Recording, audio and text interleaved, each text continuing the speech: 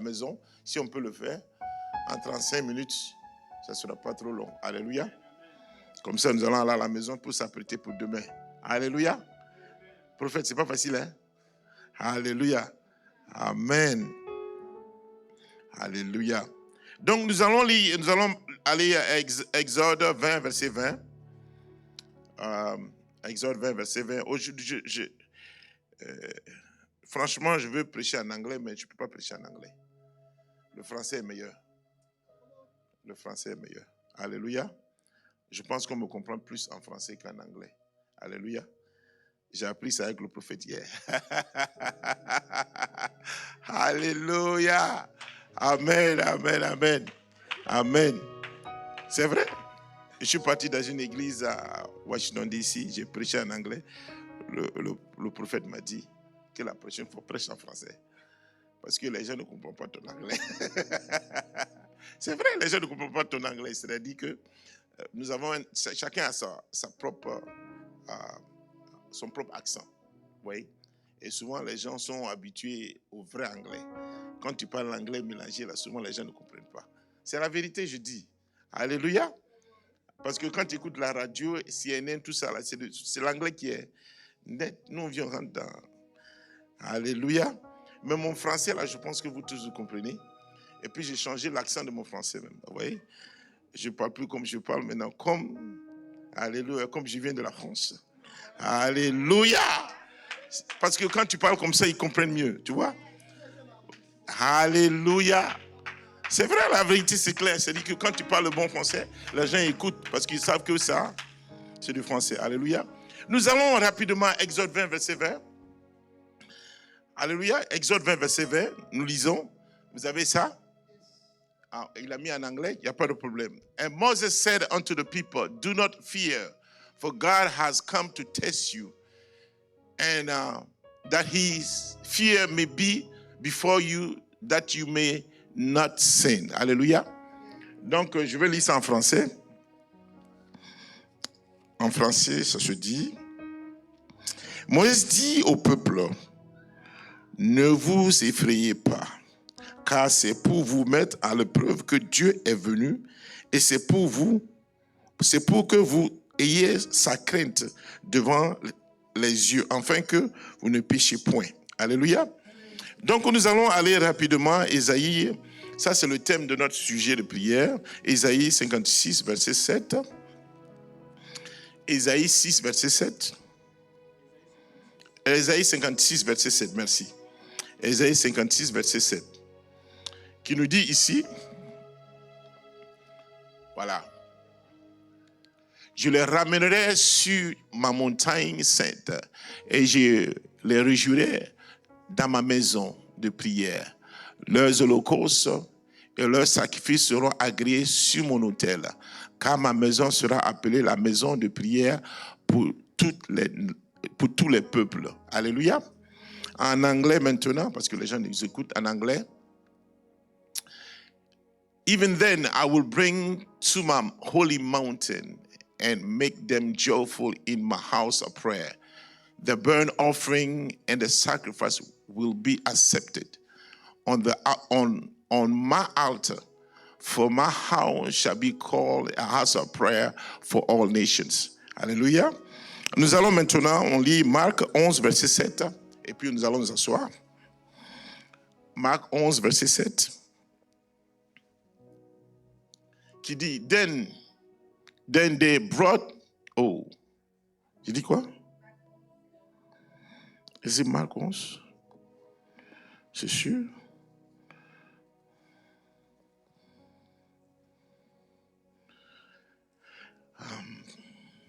C'est le même passage qu'on parle de la maison. Je pense que Marc combien? Marc, je fais une petite erreur.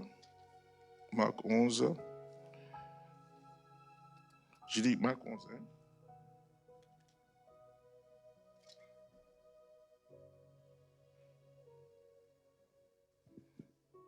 Je pense que c'est Marc 11, verset 17.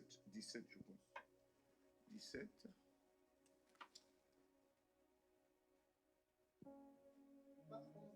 Marc 11, 17, je m'excuse. Marc 11, 17.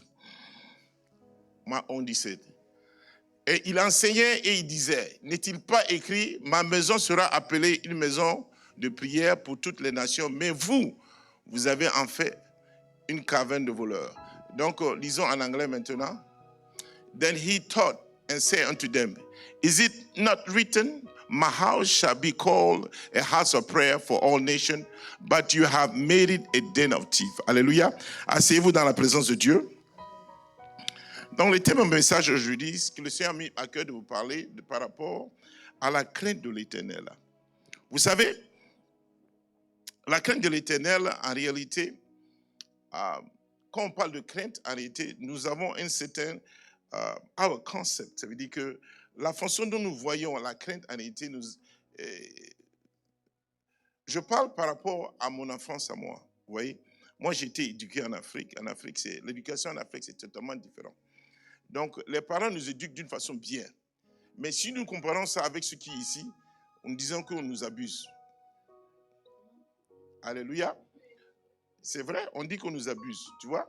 Mais en réalité, ils nous éduquent bien. Vous voyez? Et la façon dont on nous a éduqués de telle manière que ça a amené à nous ce qu'on appelle la crainte ou la peur des parents. Et cette crainte-là nous a amené maintenant, parce que quand on vient en Christ maintenant, cette crainte-là nous amène à juger ce que nous voyons. Donc notre relation avec Dieu change quand nous parlons maintenant de la peur. Et moi je me rappelle quand j'étais un enfant, quand j'étais jeune, la façon dont j'avais peur de Dieu même, c'était trop terrible.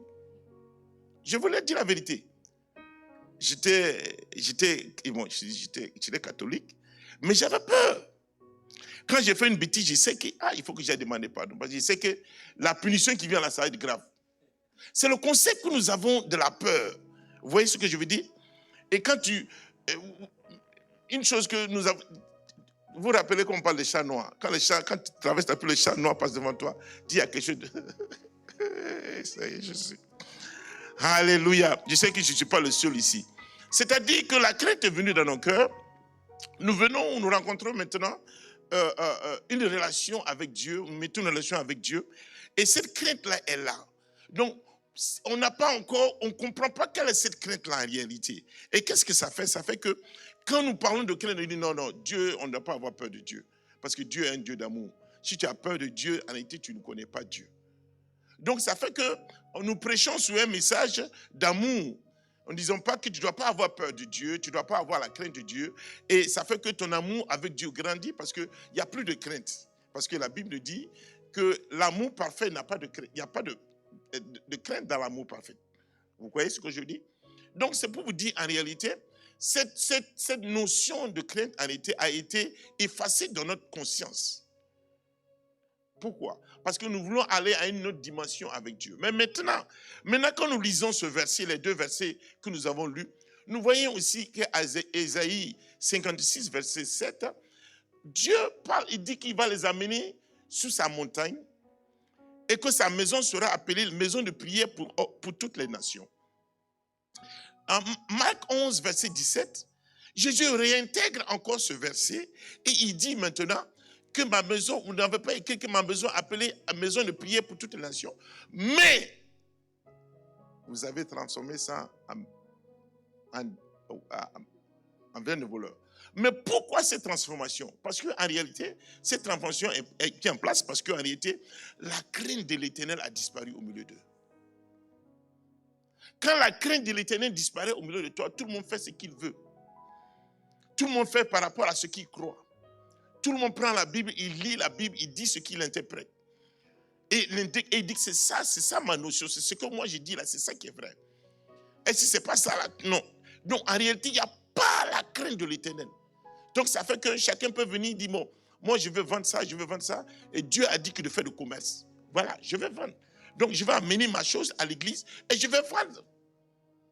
Mais Jésus dit non, il dit non. Ma maison, c'est ma maison de prière. Donc Dieu veut que nous rentrons dans une atmosphère de la crainte de l'Éternel. Qu'est-ce que la crainte de l'Éternel en réalité?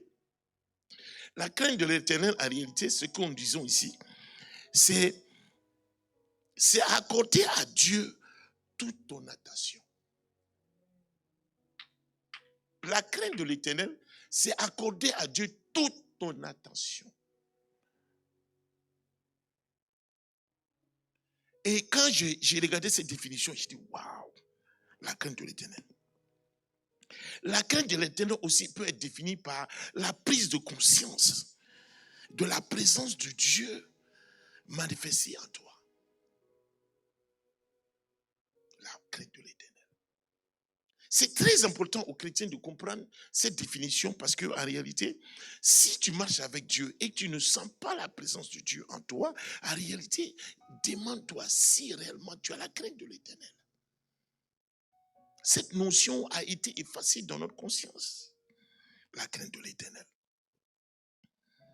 La crainte de l'Éternel aussi peut être définie par la soumission totale de ton corps. Par l'humilité totale de ton esprit. La crainte de l'Éternel. Et nous allons aller dans la Bible, nous allons aller verset par verset, essayer de définir qu'est-ce que la crainte de l'Éternel. Comme ça, on ne va pas dire seulement que des verbes, des mots que nous disons pour vous convaincre. Mais laissez la Bible vous convaincre en vous-même. Que la Bible vous convainc qu'est-ce que réellement la crainte de l'Éternel. Parce que si tu n'as pas la crainte de l'Éternel, c'est difficile pour toi de rentrer dans les profondeurs spirituelles. Pour expérimenter la présence de Dieu, il faut que tu aies la crainte de l'Éternel. Pourquoi? Parce qu'il y a un principe que Dieu a mis devant nous que nous devons suivre. Jésus dit que je suis le chemin et la vie. Donc pour marcher dans la crainte, pour marcher devant Dieu, il y a un chemin à suivre. Celui qui ne suit pas ce chemin ne peut pas y entrer. Ce n'est pas possible. Alléluia. Donc nous allons aller dans la Bible, nous allons définir qu'est-ce que la crainte de l'Éternel. Allons-y rapidement à Job 28, verset 28. Job 28, verset 28. Alléluia. Je vais essayer d'avancer plus vite parce que Alléluia. Job 28, verset 8. Job 28, verset 28. Qui nous dit ici, Job 28, verset 28.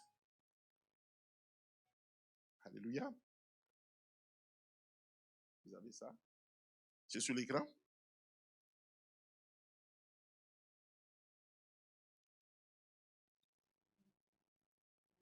Yes. Mm-hmm.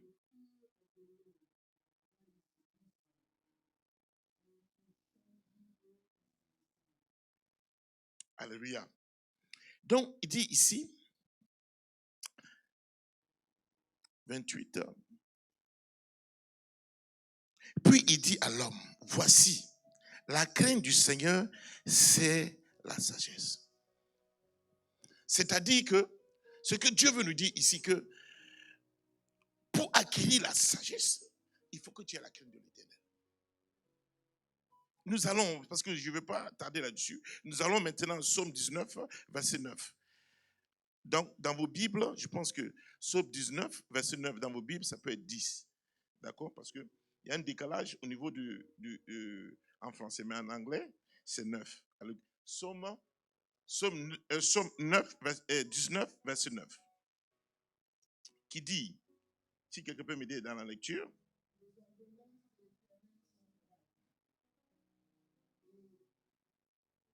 Verset 10. Verset 10.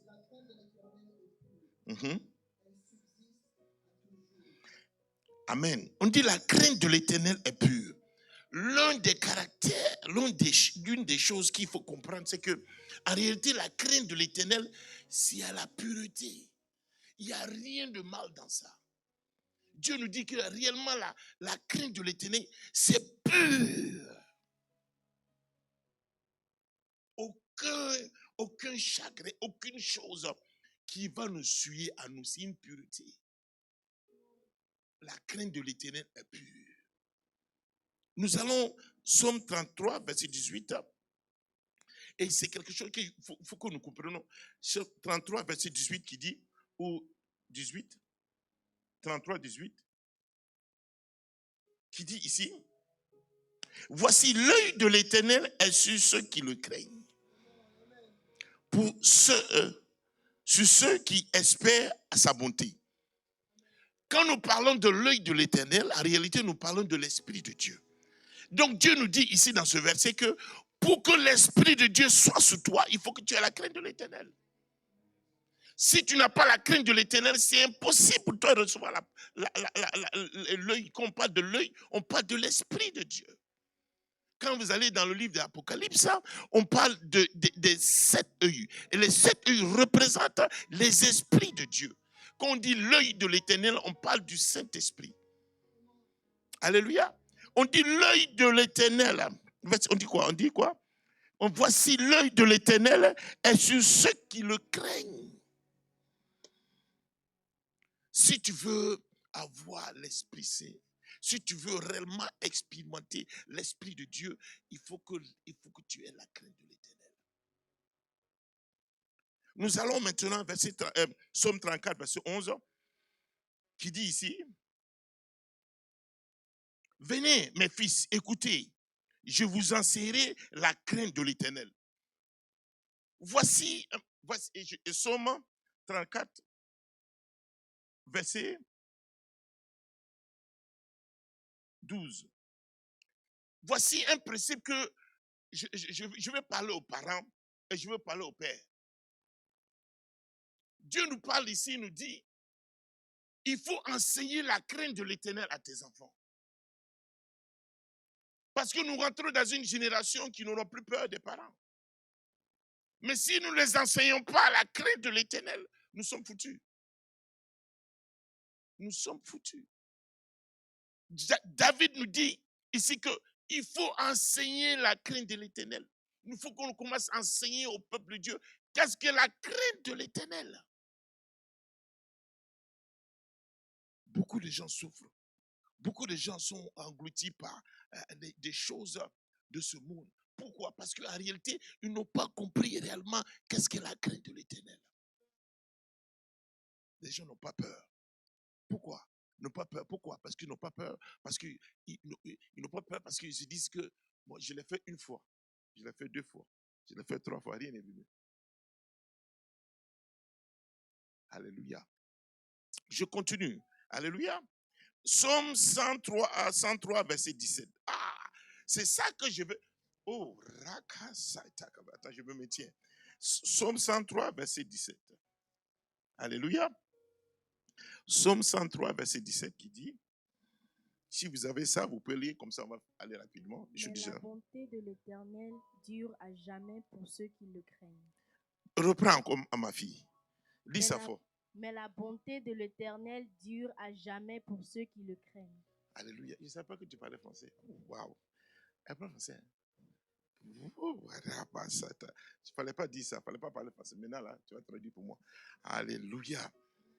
Et reprends ma fille. Il dit quoi? La bonté de l'Éternel. La bonté de l'Éternel dure à jamais pour ceux qui le craignent. Et sa miséricorde pour les enfants de leurs enfants. C'est-à-dire que si tu as la crainte de l'Éternel, il y a une grâce. La grâce ne te quittera jamais. Quand tu as la crainte de l'Éternel, la grâce ne te quitte jamais. Maintenant, on parle ici de la miséricorde. Vous connaissez qu'est-ce que la miséricorde? La miséricorde, oh, ça y est là-bas. Oh, ça c'est notre définition. On dit la miséricorde ne... Oh.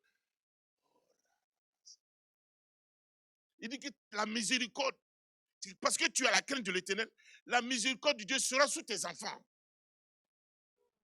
Vous savez que nos enfants, souvent, ils font des erreurs. On ne veut pas dire péché, on fait des erreurs. Mais il dit que la miséricorde, ils vont faire des erreurs, mais à cause de la miséricorde, ils vont pas, ça ne va pas aller. À cause de quoi? Parce que tu as la crainte de l'Éternel. Vous savez, c'est ceux qui ont les enfants qui comprennent cela. Quand tu es petit, tu n'as pas d'enfant, tu t'en fous de ça. Mais quand tu commences à avoir des enfants, tu comprends qu'en réalité, ils ne voient pas ce que toi tu vois. Toi, tu vois le mur, et ils ne voient pas le mur. Quand tu vois le mur, il dit, mon enfant, si tu continues le mur, là, tu vas taper. Tu vas taper poteau. Waouh! Mais ils ne voient pas. Il dit, papa, toi là, tu es vieux, toi, tu ne comprends rien. Nous, on est plus intelligents. Oh. Mais la crainte de l'Éternel évite les enfants de tomber dans un puits. Parce que l'ennemi a déjà planifié des choses pour faire tomber tes enfants. Écoutez-moi bien. Je continue, parce que j'ai trop de versets. Aujourd'hui, c'est la parole. Psaume 111, verset 10. Non, commencez verset, je pense qu'on commence verset 9. Psaume 111, verset 9. Non, je prends verset 10. Il a envoyé la délivrance à son peuple. Non, commence verset 10. Verset 10. La crainte de l'Éternel. La crainte de l'Éternel est le commencement de la sagesse. Tous ceux qui l'observent ont une raison saine. Alléluia. Maintenant, nous rentrons dans un domaine que tout le monde doit avoir. Si tu n'as pas la sagesse, c'est difficile de toi d'opérer dans ce monde-là. Si tu n'as pas la sagesse, je ne parle pas de la sagesse du monde, je parle de la sagesse de Dieu. On dit, avant que la sagesse ne commence, il faut que tu aies la crainte de l'Éternel. La crainte de l'Éternel. Nous allons, Psaume 145, verset 19. Psaume 145, verset 19, qui dit, vous avez ça? Psaume 145, verset 19, qui dit,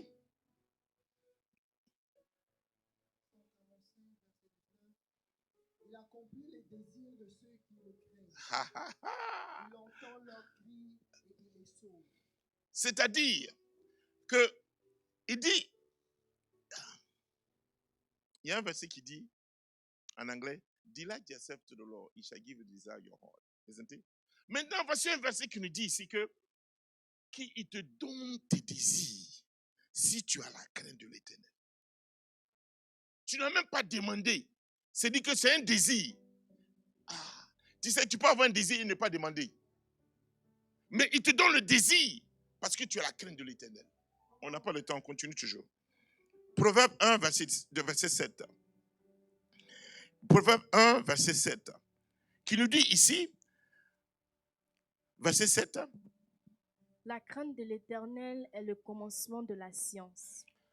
Les insensés méprisent la sagesse et l'instruction. Mettez en anglais, le verset en anglais, je vais vous montrer quelque chose rapidement, parce que quand on parle de la science, je veux qu'il y a un point bien précis ici.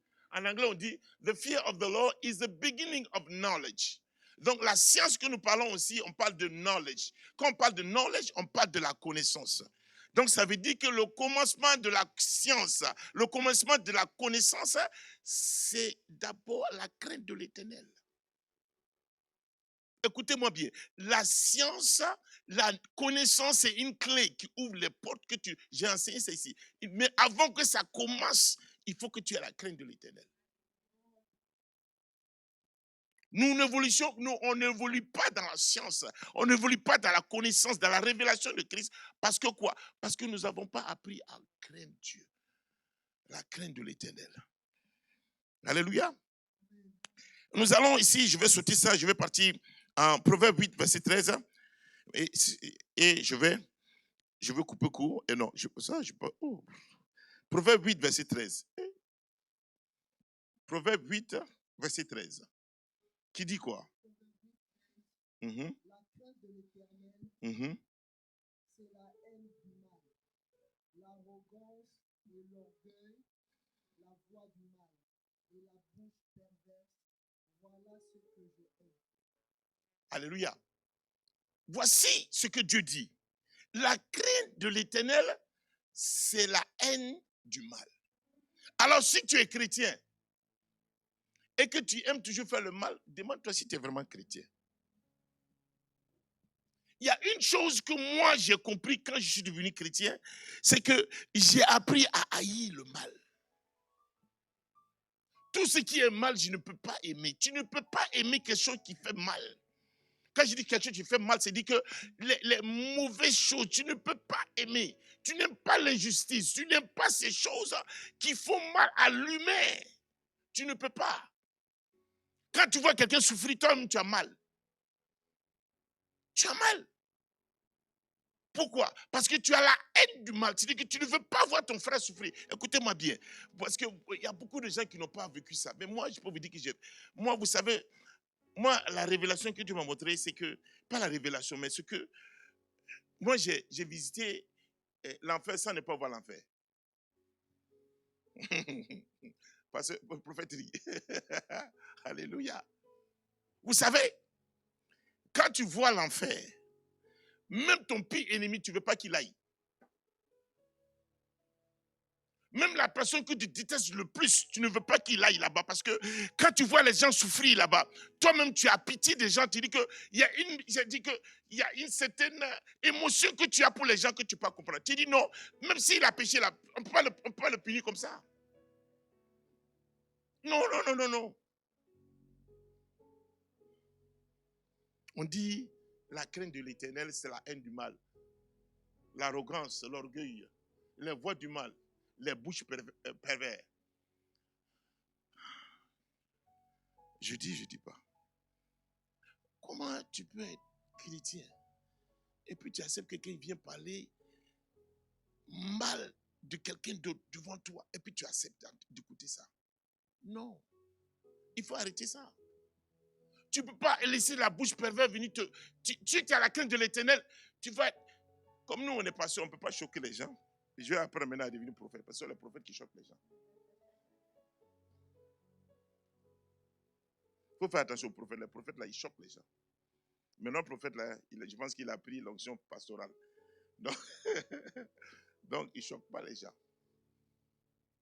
C'est pour ça que souvent, nous, on dit aux gens, quand tu veux commencer à entrer. Quand tu veux commencer, je dis, on va prier pour la personne.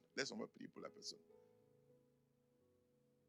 Mais je n'ai jamais, quand quelqu'un, je ne peux pas m'asseoir et quelqu'un va venir parler mal d'une personne. Parce que s'il parle mal de la personne là, il sait qu'il va parler mal de moi demain.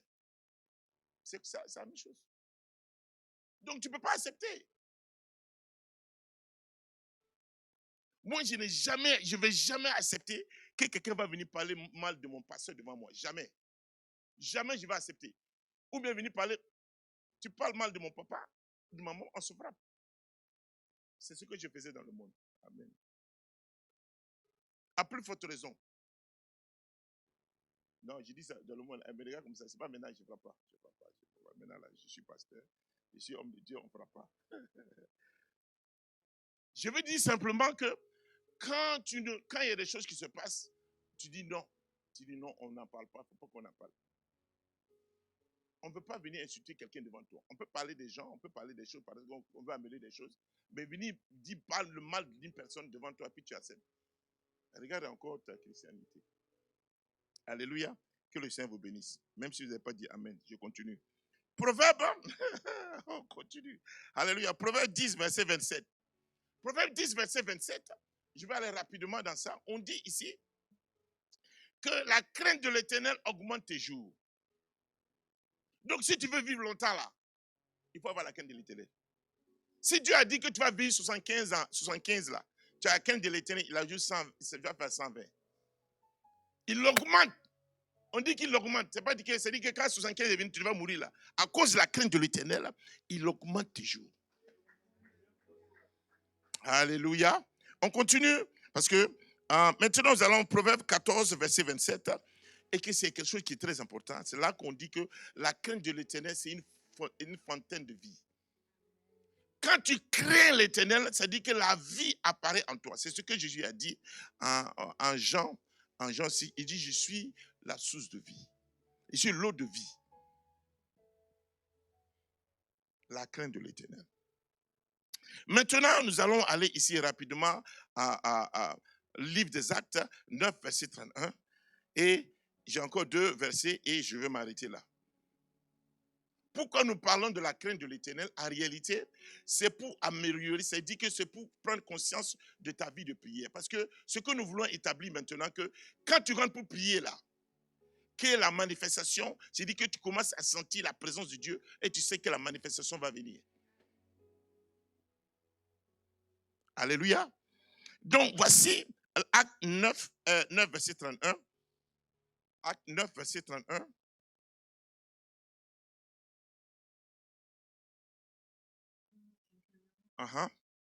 L'église était en paix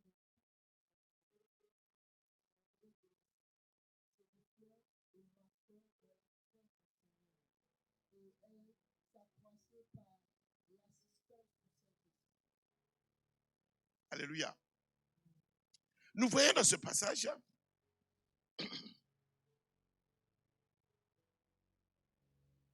l'église était en paix et toute la Judée, la Galilée, la Samarie s'édifiant et marchait dans la crainte de l'Éternel. Nous parlons maintenant dans le Nouveau Testament. Dans le Nouveau Testament, on voit que l'église marchait dans la crainte de l'Éternel. Mais pourquoi nous, on ne marche pas dans la crainte de l'Éternel? Pourquoi? Parce que nous n'avons pas pris conscience de la présence de Dieu dans notre vie. On n'a pas pris conscience de la crainte de l'Éternel chez nous. On dit l'église marchait dans la crainte de l'Éternel. Pourquoi? Parce que Dieu se manifestait d'une façon extraordinaire. L'apôtre est venu dire ici, il nous a dit, vous savez pourquoi dans l'Ancien Testament, Dieu écoute plus rapidement ceux d'Israël que nous? Pourquoi? Mais nous avons reçu le Saint-Esprit. Nous avons reçu la puissance de Dieu. Nous, on a reçu la parole de Dieu.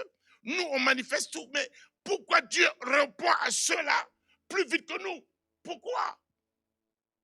Pourquoi Dieu répond à Israël qui n'a même pas, on dit que Jésus dit que celui qui est né dans le royaume est plus grand, c'est-à-dire qu'il est plus grand que ceux qui ne sont pas dans le royaume. Il nous explique encore, il nous dit que Salomon, dans toute sa gloire, il dit Salomon dans toute sa gloire, Salomon recevait 20 tonnes d'or par année. Tu connais qu'est-ce qu'on appelle 20 tonnes d'or? Tu connais 20 tonnes d'or? Oh! Il recevait 20 tonnes d'or par année. Le gars, il avait une certaine connaissance de la sagesse que les gens venaient de partout pour l'écouter. Maintenant, Jésus nous dit que Salomon, dans toute sa gloire, n'est pas plus, sa gloire ne dépasse pas aux herbes, le gazon qui pousse devant chez toi. Ton gazon que tu vois là, il dit que la gloire sur le gazon elle est plus que Salomon.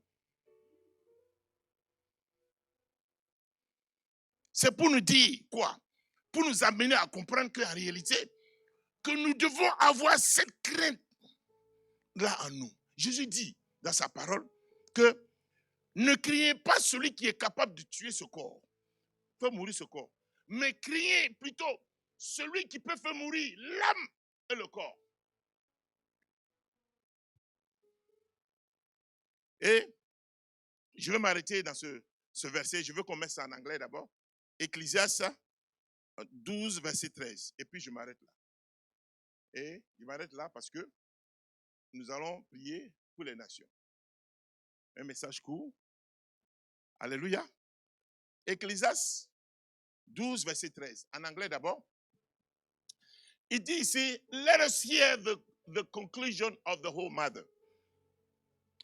Fear God and keep his commandment, for this is man. En français, on dit quoi? En français, on dit, écoutons la fin du discours. Ça veut dire la conclusion là. C'est que quand tu prends tout là, tu as parlé, fini tout là. Voici la conclusion.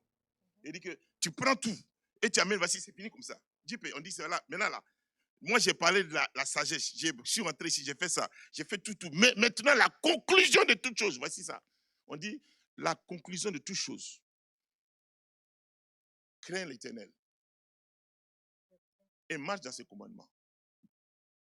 Il n'y a rien d'autre à faire.